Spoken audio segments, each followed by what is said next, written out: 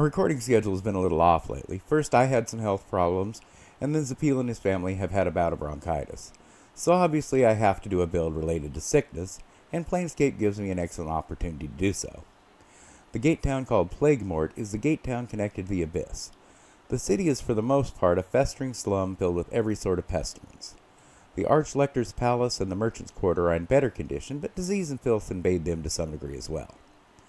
The merchant quarter is important, as is one of the few reasons the town hasn't been drawn into the Abyss.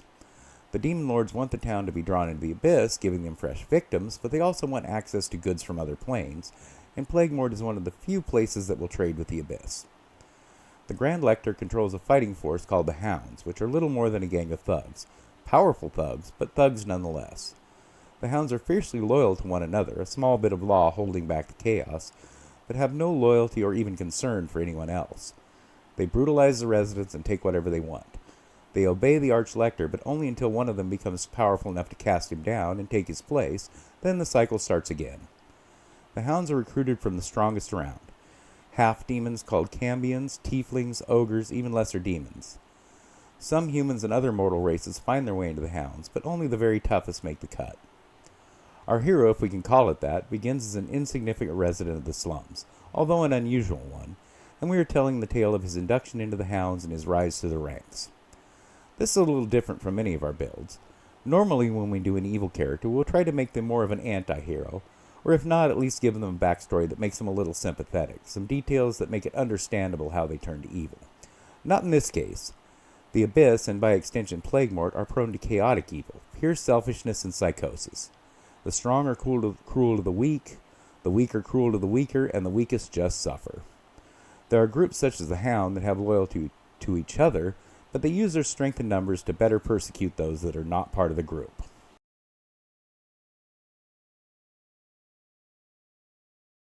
Hi everyone, and welcome to a horrific episode of The Dungeon Crashers. I'm Guy. And I'm Zapil. Before we get started, please like and subscribe and turn on notifications so you don't miss any of our exciting D&D content. With D&D 2024 coming out soon, we are looking forward to playing around with the material, but until then, we are going to try and work through all the 5e material we have. Today's hero came to Plaguemort from the Abyss, which is a little unusual. Visitors from the Abyss are common, but they seldom stay for long. Some Quasits and other Demolings make homes here for extended periods, but are usually in the employ of some powerful being. Our hero isn't a demon, though. He is one of the many subjects of Jubilix, the demon lord of molds, slimes, and decay. Most of the subjects of Jubilix are barely sentient, seeking only to eat or avoid being eaten, but a few have a degree of sapience. Even cunning, these slimes sometimes rise in power in the swamp-like plain of the Abyss where Jubilix rules. Our hero, on the other hand, found his way to Plaguemort. It isn't sure how it came here, perhaps it tracked in on the foot of a visiting demon. Its earliest memories are of growing in the sewers, first feeding on filth until it grew large enough to hunt rats, sturges, and other vermin, eventually becoming large and heavy as a strong human. That was its only resemblance to humanity, however.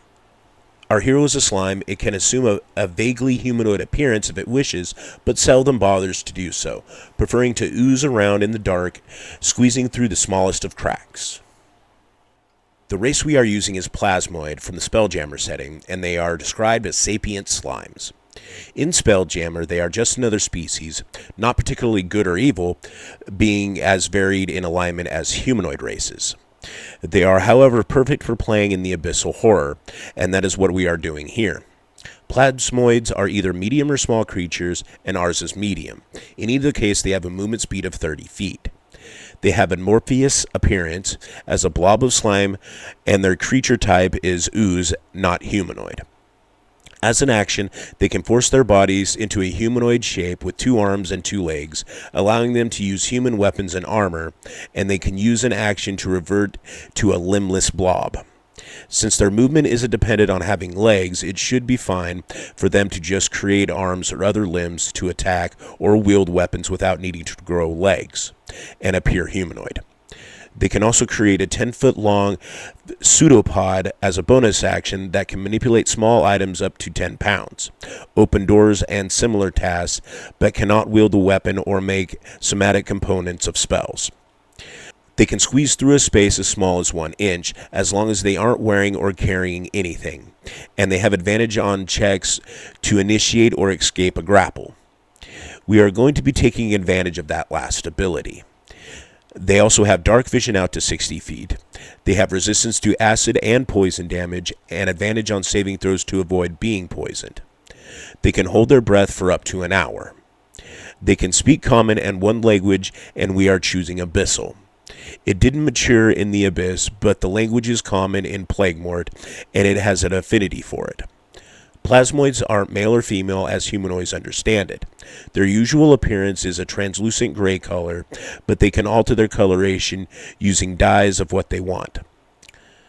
Our hero doesn't bother with this or any other vanity, preferring his natural form, creating rudimentary limbs when it needs to fight or manipulate objects, mouths for speaking, and eyes or eye stalks to sense its surroundings.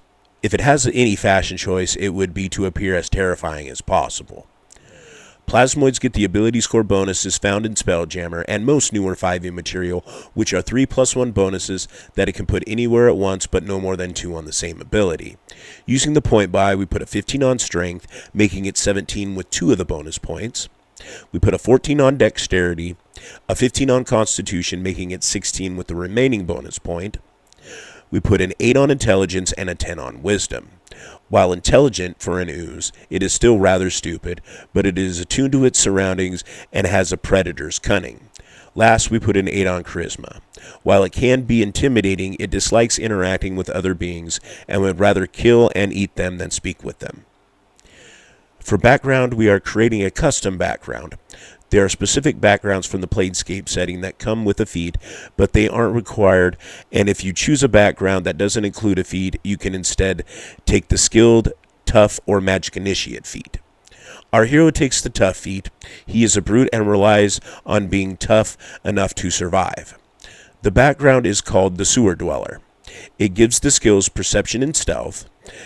It also knows its way through the city's sewers and can travel to most places within Plaguemort in half the time it would take on the streets.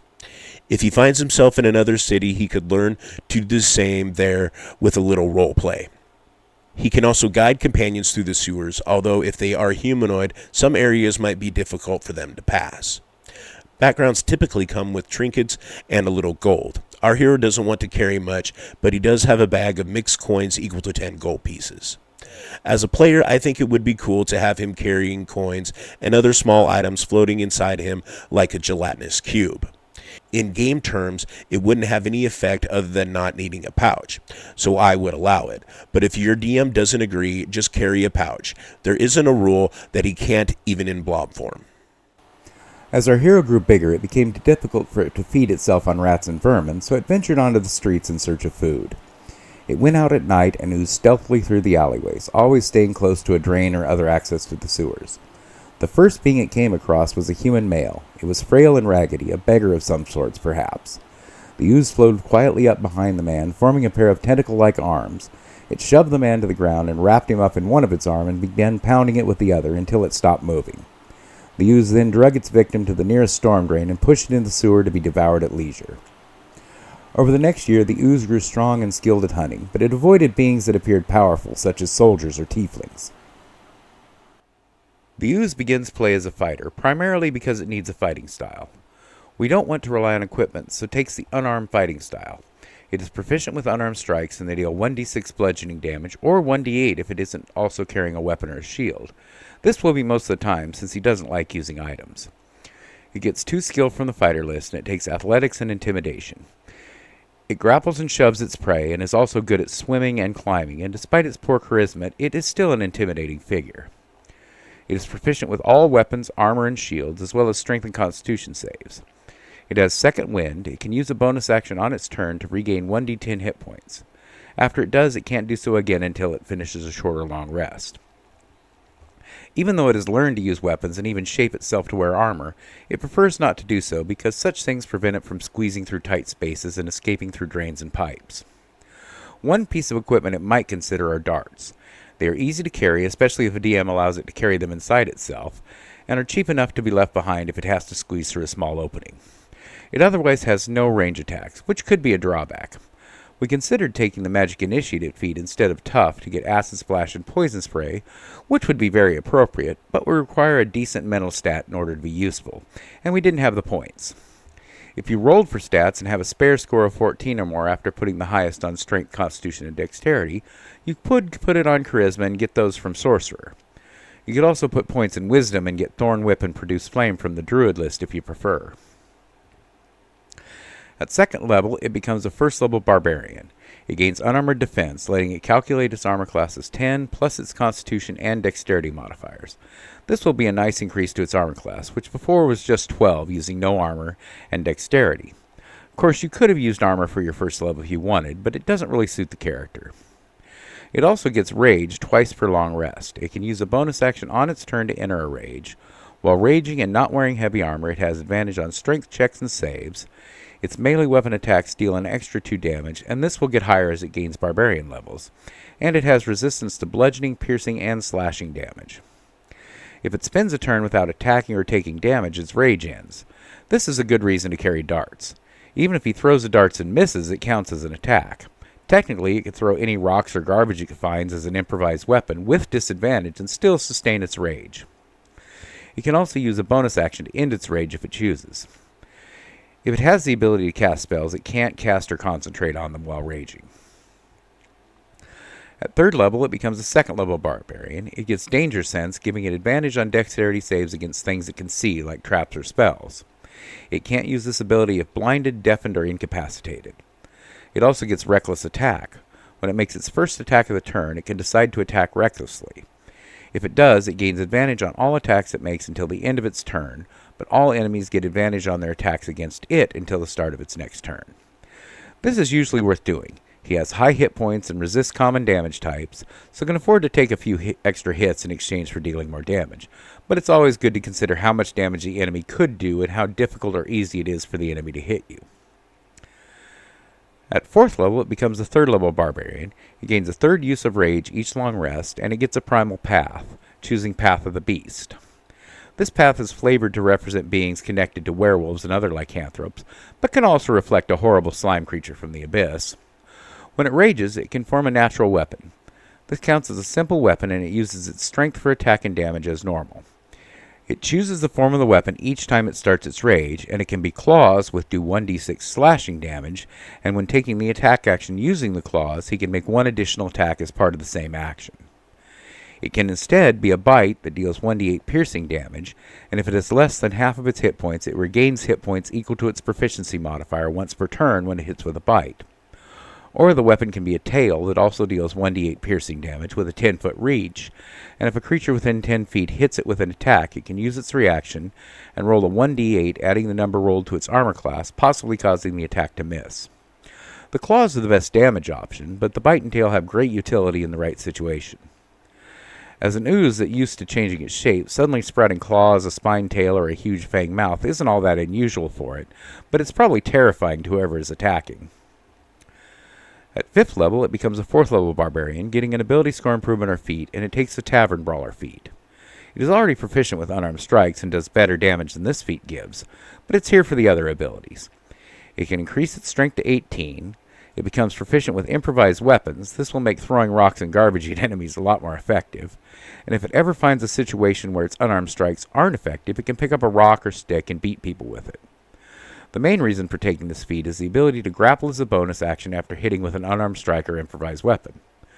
The user is proficient with athletics, has high strength, and advantage on grapple checks, giving him a good chance to grapple its foes. Once it has an enemy grappled, it can attempt to shove it prone with an attack, and once prone, it won't have the movement to get up because it's grappled. It's important to remember that its natural weapons count as simple weapons, not unarmed strikes, so if he wants to grapple, he will need to use an unarmed strike to get the bonus action grapple, not claws, bite, or tail. Once he gets extra attack, he could make one attack with an unarmed strike, get the free grapple attempt, and then either shove the opponent prone with his second attack, or use his natural weapons, possibly even getting the additional attack from the claws. Despite his stealth and cunning, rumors of the ooze began to spread throughout the city. It became another of the horrors the people of Plaguemort whispered about and prayed to various gods for protection. There were many such horrors, both real and imagined, but the talk of the ooze drew the attention of the hounds. The ooze didn't know why. Perhaps it ate someone important to them, or the hounds considered it a threat for some reason. But whatever the reason, the hounds came hunting for it, and eventually a group of them found it. The band of hounds consisting of a tiefling sorcerer, an ogre, and a human warrior. They cornered the ooze. He immediately entered a rage. Upon being cornered, he rushed the human, grappling it with one of his arms and beating it with the other. The ogre swung its mace at the ooze, but the ooze shrugged it off the attack and began tearing at the human with its fanged mouth. Finally, the tiefling entered the fray, sending powerful magic that tricked the ooze's senses, making it believe it was held in a cage of fire. It recoiled from the flames and began cursing in abyssal at its tormentors. Hearing it speak, the tiefling approached it and asked, "You are intelligent? We had thought you were just a beast. If you are more than that, I would speak with you. I will dismiss the flames if you agree not to attack." The ooze's rage had faded when it became confined, so it agreed. After talking, the group of the hounds had a new opinion of the ooze. Even the wounded human came around, and the group of the hounds invited him to join their cadre. The ooze knew what the hounds were, having taken great pains to avoid them, and it knew the status and power joining them would get it. The ooze agreed to join them and began a new phase of its life. At 6th level, he becomes a 5th level barbarian, gaining extra attack, letting him attack twice instead of once when he takes the attack action. Now it can attack with an unarmed strike, shove with its second attack, and make a bonus action grapple, or it can make 3 attacks with its claws. The ooze also gains fast movement, increasing his movement speed by 10 feet when not wearing heavy armor. At 7th level, he becomes a 6th level barbarian. It gains a 4th use of rage each long rest, and gains bestial soul. Its natural weapons now count as magical for overcoming resistance and immunity to non-magical weapons. And when it finishes a short or long rest, it can alter its body, gaining one of the benefits, until after its next short or long rest. It can gain a swimming speed equal to its walking speed and can breathe underwater. It was already very at home in the water, but it makes it fully aquatic. Or it can gain a climb speed equal to its walking speed and climb on vertical surfaces or even upside down on ceilings without effort. Or once per turn when it jumps, it can make an athletics check and add the total to the jump distance. Having to choose after finishing a rest limits this a little, but it's still excellent, and from a roleplay standpoint, they would all be absolutely terrifying to its victims. One interesting possibility involving the swim speed is that if you are grappling someone, you can drag them up to half your movement. In water, that movement can be down, and if the creature doesn't breathe water, it's going to die if it can't escape the grapple. At 8th level, the ooze becomes a 1st level rogue. His new life among the hounds has introduced him to some of the more subtle evils that go on in Plaguemort, and his abilities are well suited to the life of a rogue. It gains 1 skill from the rogue list, and it takes investigation. This will help compensate for his low intelligence when looking for traps and clues.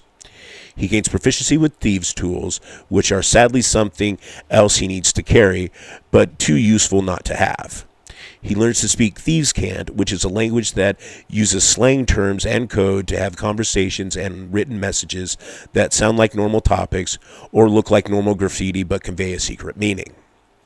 The ooze also gets expertise in 2 skills and chooses athletics to become even better at grappling and shoving, and expertise in stealth to hone his skill in stalking and surprising prey. It also gets sneak attack.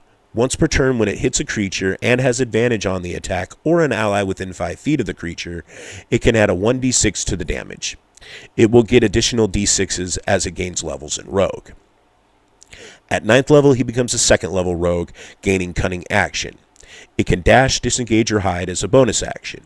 It already has a 40-foot movement speed and can have a swim or climb speed, so dashing as a bonus action is going to make it terrifyingly fast. For many rogues, disengage as a bonus action is used to sneak attack and get away, but the ooze likes being in combat and is more likely to use this to maneuver around the battlefield to get close to the enemy it wants to be attacking. It has expertise in stealth, so hiding as a bonus action can be very effective if he needs to quickly set up an ambush or escape from a fight it can't win. At 10th level, he becomes a 3rd level rogue, gaining his roguish archetype, and he becomes an assassin. Its work with the hounds has earned it a reputation as a being that can quietly get rid of someone that shouldn't be attacked openly. No one asks too closely about what it does with the bodies, but none have ever been found unless it was paid to leave a body as a message, something it charges extra for. It gains proficiency with poisoners and the disguise kits. It is unlikely to benefit from the disguise kit very often, but he has a perfectly capable of using the poisoner's kit, although his intelligence is low, means he might not be very good at it. He also learns Assassinate. He has advantage on attacks against creatures that haven't acted yet in combat, and if he hits the surprise creature, all of the attacks score critical hits. The ooze is very good at getting surprise, hiding in small openings, oozing across the ceiling, coming out of the sewer, or just lurking in the shadows looking like an indistinct pile of something on the floor. Also, its sneak attack becomes 2d6, making its ambushes even more deadly. After years in the Hound's service, the ooze has become a figure of note. It is respected and feared by its companions. Its services are highly sought after and highly paid. It has little use for money, but hoards it anyway. It does allow itself some civilized pleasures. It still prefers to live in the sewers and tries to avoid others outside of its cadre, but it no longer has to. As part of the Hounds, it can go wherever it likes. It could even kill and feed in broad daylight and go unpunished, but it usually refrains from doing so. It has found it enjoyable to sometimes join a cadre in a tavern called the Golden Griffin. The tavern appears to be a public establishment, but is occupied nearly exclusively by the Hounds. Everyone knows that outsiders are treated as intruders or targets of various cruelties. In the tavern, no one denied the ooze courtesy or respect. He would lounge at a table with his cadre, resting in a large bowl of beer or spirits, absorbing it through the skin, or inhaling intoxicating vapors through its membranes. It also enjoys brutalizing any outsiders that dare to disturb the tavern, sometimes even eating its victims for the entertainment of the Hounds. Although it enjoys its occasional social outings, it usually seeks solitude in the sewers. Humanoids can be entertaining, but also exhausting. It is also concerned as there seems to be another hunter in its sewers. Something is leaving behind partially eaten corpses in hidden locations. The ooze wonders if it should ask its cadre to help him find the intruder, or just go searching alone. Its fellow Hounds are powerful and resourceful, but lack its ability to access the secret places. It thinks it will explore alone and see what it can find. At 11th level, it becomes a 4th level rogue, gaining an ability score improvement or a feat, and increases its constitution to 18. This will increase its armor class and add even more hit points. At 12th level, it becomes a 5th level rogue, getting uncanny dodge. When it takes damage, it can use its reaction to halve that damage. This isn't resistance, so when raging, it will take half damage from bludgeoning, piercing, slashing damage, and can then use its uncanny dodge to cut that in half again. Its sneak attack improves again, becoming 3d6. At 13th level, it becomes a 6th level rogue, gaining expertise and 2 more skills. It chooses intimidation, becoming very terrifying despite its low charisma. It also chooses perceptions to be supernaturally aware of its surroundings. At 14th level, it becomes a 7th level rogue, gaining evasion. When it makes a dexterity saving throw for half damage from an effect, it instead takes no damage, and even if it fails to save, it only takes half. It has advantage on most dexterity saves, and if it did fail, it could also use uncanny dodge to have the damage again. Also, if it is a damage type it resists, such as poison or acid, it would be halved once again. It now has a decent armor class, a huge pile of hit points, resistance to 5 common damage types, uncanny dodge, and evasion, making it very hard to kill. It also has a use of second winds if its hit points are running low. Its sneak attack improves again to 4d6. At 15th level, it becomes an 8th level rogue, getting an ability score improvement or feat, and increases its constitution to 20 for even better armor class and hit points. Strength would also be a good choice, but it has expertise in athletics, advantage on grapple checks, and a rage bonus to damage, so it can survive on 18 strength for a few more levels. The ooze has become obsessed with the intruder in the sewers. It has dominated them for many years, having eaten or frightened away any other predators that had tried to hunt there, but this intruder is stealthy and cunning. The ooze ventures farther and farther into the depths below Plaguemort, trying to locate its rival. Having traveled deeper below the town than ever before, squeezing through cracks that drain the foul water into deep cisterns, it finally comes across its prey. A normal being wouldn't have seen it, but the ooze had sharp senses and was moving slowly with great care and stealth. To many observers, the creature would have appeared as a slime or scum floating in the water, but the ooze saw it for what it was, a creature like itself, but also different. The ooze swam swiftly towards it, entering its rage and taking it by surprise. The ooze grows a giant fanged mouth and bites the intruder, then lashes out with its tentacle it had formed for the purpose of wrapping the creature in a deadly embrace. The enemy was difficult to hold, being amorphous as well, but the ooze was very strong. Suddenly a wave of confusion assaulted the ooze, clouding its mind and dulling its senses. Its enemy retaliated with tentacles of its own that burned with acid, but the ooze barely felt it. With its perceptions clouded, the ooze attacked recklessly, dealing bite after bite to the slime, feeling its life slowly drain away. As the enemy died, the miasma clouding the ooze's senses faded away, leaving it to consume its prey in peace. But before it could begin to feast, a voice, speaking abyssal, boomed inside the ooze's mind. "You have slain my acolyth. Who will feed me now?" it said. "I will find you and destroy you wherever you are. I will feast on your body while you are still alive." The ooze was unafraid and thought back to whatever it was that threatened him, replying only, "Not if I eat you first." At 16th level, the ooze becomes a 2nd level fighter, gaining Action Surge. On its turn, it can spend a use of Action Surge and take a second action for its turn. This could be another attack action, or an attack action and a dodge action, or many other possibilities. Once it does this, it can't do so again until it finishes a short or long rest. At 17th level, it becomes a 3rd level fighter, gaining a martial art type, and it becomes a battle master. It gains 4 superiority dice, which are d8s, that it can spend to execute maneuvers.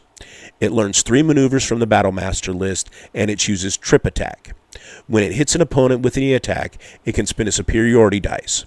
Roll it and add the total to the damage, and if the enemy is large, size, or smaller, it must succeed on a strength save or be knocked prone. This will make grappling more efficient, since it won't need to spend an attack to knock the enemy prone. This also works with thrown weapons, so if an enemy is fleeing, it could throw a rock at the enemy and knock it prone, preventing its escape. This works especially well with flying creatures who fall and take damage when knocked prone unless they can hover. It also takes menacing attack. When it hits a creature, it spends a superiority dice and adds the damage to the roll, and the creature must make a wisdom save or be frightened of the ooze until the end of the ooze's next turn.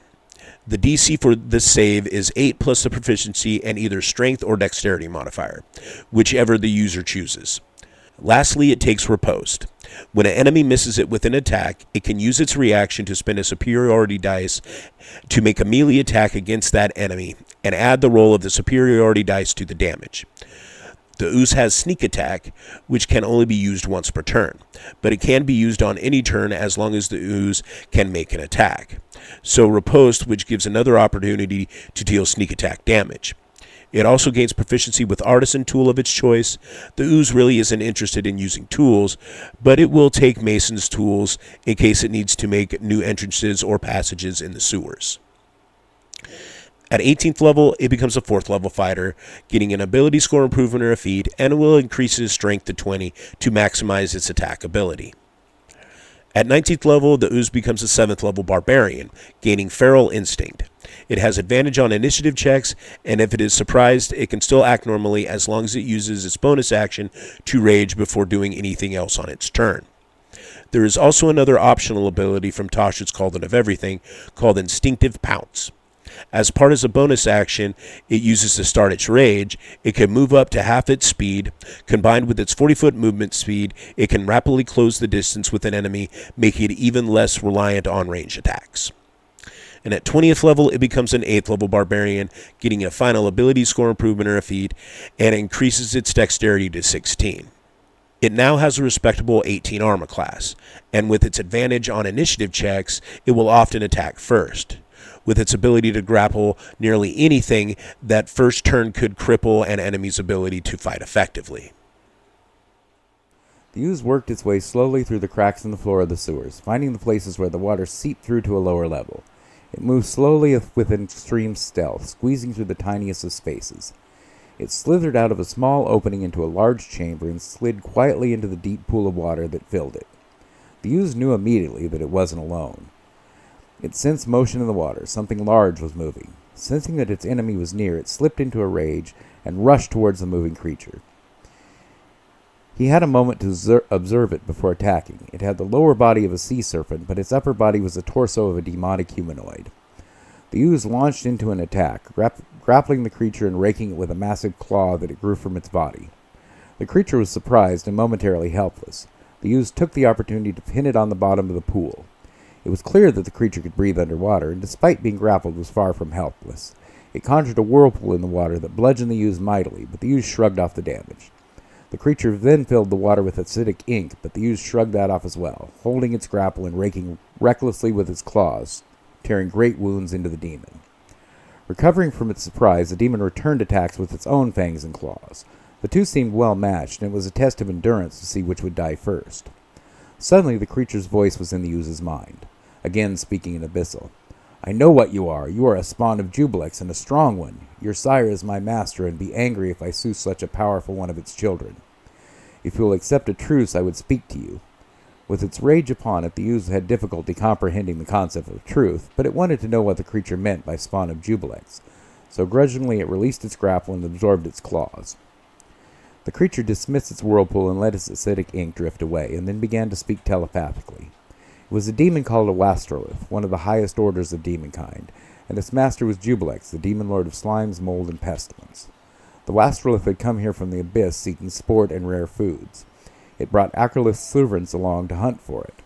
One of these was the slime-like creature the ooze had slain. The Wastrolith suggested that the ooze should pass through the gate into the abyss and seek the lair controlled by Jubilex, saying the Lord of Slime would give a powerful child like it great power. The Wastrolith offered to accompany the ooze to meet its sire, promising that the Archlector would not refuse one such as him access to the gate. The ooze considered for a time and agreed. This was a fun character to make. We wanted to make a character that embodied chaotic evil, brutal, selfish, vicious, caring only for its own desires and appetites, killing anything it wants through stealth, cunning, and savage strength. We also wanted to make the best use of all the Plasmoid's advantages, so we limited its reliance on equipment, so that it can freely squeeze through small spaces. We made use of its racial ability to get advantage on grapple checks by making it a perfect grappler. With Tavern Brawler, high strength, and expertise in athletics, there aren't many creatures that can resist it. We also wanted it to be terrifying and incredibly tough. We think we succeeded in our concept.